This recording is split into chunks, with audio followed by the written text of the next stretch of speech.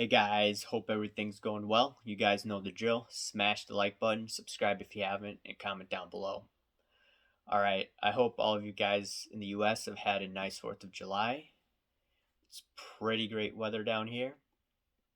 Anyways, today I wanted to get into a sports card topic, and it's going to be regarding analytics. And before I get into the analytics of sports cards, I wanted to get into the analytics of sports and how I actually do not like how the game has changed.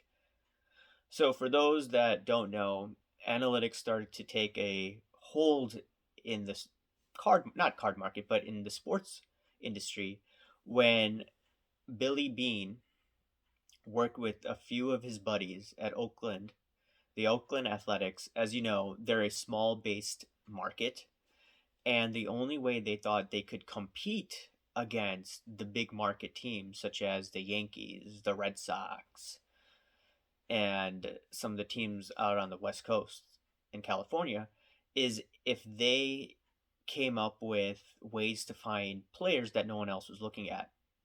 And what they did was they found guys like Barry Zito, and they found a few other players as well. I can't remember the top of my head. And Oakland had some really good teams during that time frame. Barry Zito was probably one of the dominant pitchers for a while until he signed a bad contract with the Giants. And what has happened is the whole analytics game has gone throughout all the sports. Baseball uses it, basketball uses it, football uses it.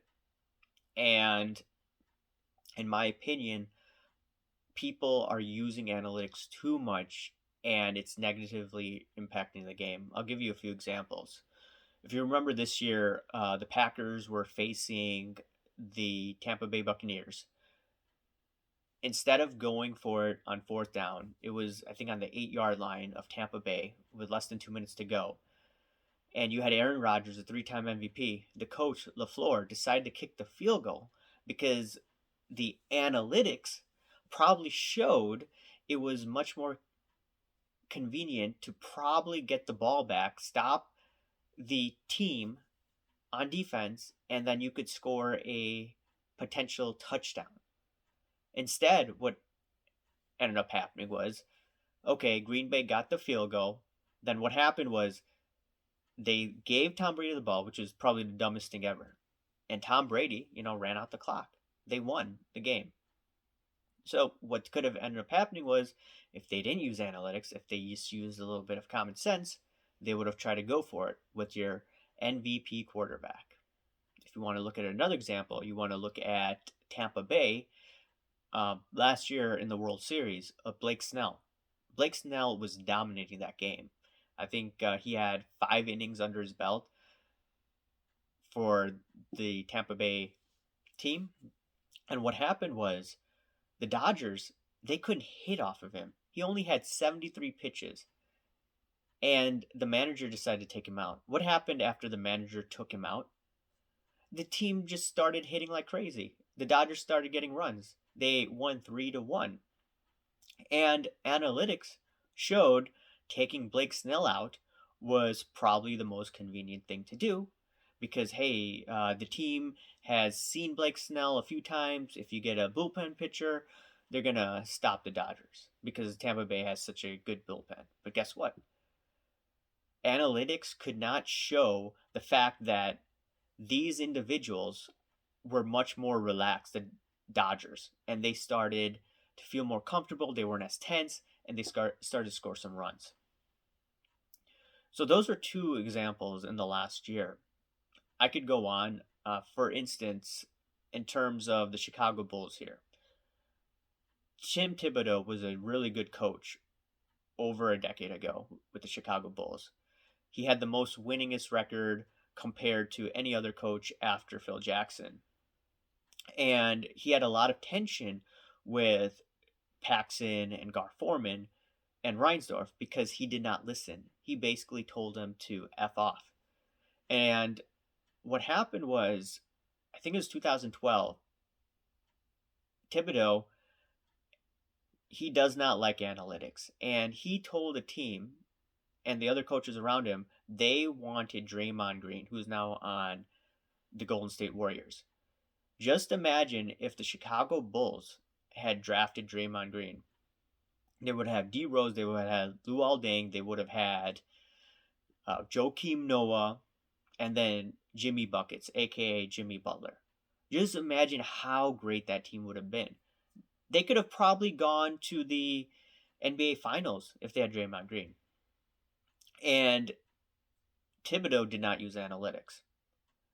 And now he's forced to use analytics to get a job with the New York Knicks. I think he had to take a class with MIT Sloan just to show teams that, okay, yeah, I'm into analytics now. I'm going to use it as well as my approach, my non analytical approach.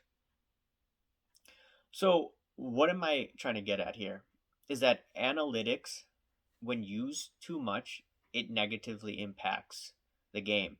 And I believe in the sports card market, we are witnessing a similar phenomenon. Now, we have many great products out there where you could check the price targets of all of these cards, and I use them from time to time as well. You know, some of these cards I may have that I want to get rid of, so I want to see how the price is trending. So I may find, okay, the price has gone up a little bit, I want to start selling. And that's fine and dandy. So there's nothing wrong with technology, but in my opinion, it's being used too much. Just like in the overall sports market. And the thing about sports cards, I think people are forgetting the basic fundamentals. And I showed something about this in the other video, and I was talking about, negative real interest rates, right? You want to buy probably over here when rates are positive, and this is the action probably to start selling, right? You could try to get in and out, right? Because there's a lot of liquidity, there's a lot of market action and whatnot. But a lot of people talk about investing. But if you're talking about investing and in sports cards and you're not looking at, I'll show you again from previous video, real interest rates, then you may have problems in the coming years when this market truly blows up. Yeah, we've had a decent correction now. I do see the market coming back to life probably after the Chicago National. But at the same time, a few years from now, I expect some turbulence, major turbulence. But anyways, in terms of analytics and sports cards, all of this is coming into the market right around the time where the market was booming. It wasn't there when everything was quiet. I was buying sports cards when it was relatively quiet. I was buying also last year.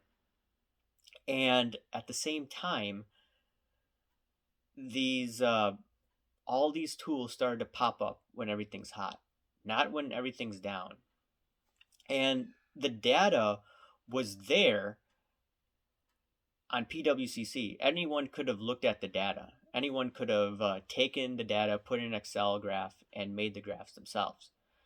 So, long story short, I believe people are overanalyzing and rather than just looking at basic fundamentals. And I think this is a problem for the long term. And once again, I am not against this new technology. And going back to analytics in sports, there are some good things about it. For instance, if you look at baseball, for lefties, for instance, a lot of teams I've noticed over the past decade, I've seen this more and more, the teams are shifting. So suppose you have a lefty, aka a southpaw. If you got a guy like me who's a left-hander, I tend to hit the ball towards right field because that's how my body reacts. When I swing, it's more inclined to hit towards the first and the second base between there. And you could probably hit it through the gap. But if you put the shortstop behind the second base, and if you put the second baseman between the first and second base, the ball is probably going to not be as single as it used to be in the past. So there are good things about analytics, but I think the bad outweighs the good. And another thing about baseball, before I finish, is you have launch angle. So all these guys are focusing on launch angle, where in the past, when these gifted hitters, they never thought about launch angle, and now all these guys, these Ivy League guys, are telling their batters and their employees, hey, you got to look at launch angle. You got to hit this ball at a different angle because you want to drive the ball up.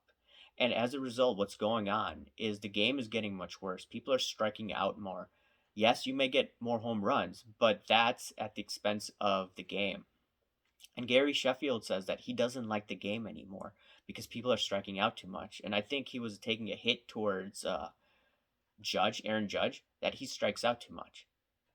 And that's the criticism of the game. Even Theo Epstein, former president of the Cubs, he was saying that, there's too many problems with the emphasis on launch angle, too much emphasis on hitting home runs because it's leading to strikeouts. And, the game needs to go back towards people hitting singles, doubles, triples. And that's how baseball used to be great back in the day. I remember the 90s teams. They never talked about launch angle when Torrey won 4 World Series in a row. So, like I say, with sports cards, too much analysis going on out there in terms of these graphs, these charts. Oh, I saw a 20% pullback. Should I get back in? And I'm just looking at it. I'm like, it's great to see these fancy graphs and charts, but I think people are missing the basic fundamentals. Anyways, guys, let me know what you guys think. Smash the like button, subscribe if you haven't, and comment down below, guys. Thanks. Bye.